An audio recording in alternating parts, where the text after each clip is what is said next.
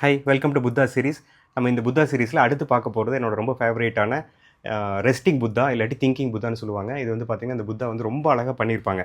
அவர் வந்து கன்னத்தில் கை வச்சுட்டு முழங்கால் போட்டு அந்த காலில் வந்து ரெஸ்ட் பண்ணுற மாதிரி ஏதோ ஒரு திங்கிங்கில் இருக்கிற மாதிரி கொடுத்துருப்பாங்க. அவரோட ட்ரெஸ் வந்து பார்த்திங்கன்னா ரோப்ஸ் எல்லாம் இன்ட்ரிகேட்டாக கார் பண்ணியிருப்பாங்க. நிறைய டிசைன்ஸ் இருக்கும்.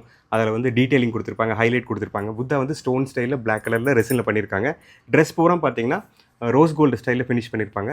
அவரோட புத்தரோட ஹெட்டு அந்த கியர்லாம் வந்து பார்த்திங்கன்னா கோல்டு கலரில் ஃபினிஷ் பண்ணியிருக்காங்க. ரொம்ப செரீனான காமான புத்தா. இந்த புத்தாவை நம்ம வீட்டில் வச்சு பார்த்துட்டு இருந்தோம்னாலே ரொம்ப அமைதி கிடைக்கும் மனசுக்கு. அவரோட ஃபேஸ் அந்த மாதிரி, அவர் உட்காந்துருக்க அந்த பொசிஷன் எல்லாமே அந்த மாதிரி. இது ஒரு ரேரான ஸ்டைலுங்க. இது வந்து ரிலாக்ஸிங் புத்தான்னு சொல்லுவாங்க, ரெஸ்டிங் புத்தான்னு சொல்லுவாங்க. அப்புறம் இந்த ஸ்டைல் வந்து பார்த்திங்கன்னா சின்ன சைஸில் தான் மோஸ்ட்லி கிடைக்கும். இவ்வளோ பெரிய சைஸில் கிடைக்காது. ரேராக தான் இந்த சைஸில் வரும். நம்ம எங்கே வேணாலும் வச்சுக்கலாம். டிவி பக்கத்தில் வால் மவுண்ட் பண்ணிக்கலாம். ஆஃபீஸஸில் எங்கே வச்சாலும் அதோட பாசிட்டிவ் எனர்ஜி நம்மளுக்கு இருந்துகிட்டே இருக்கும்.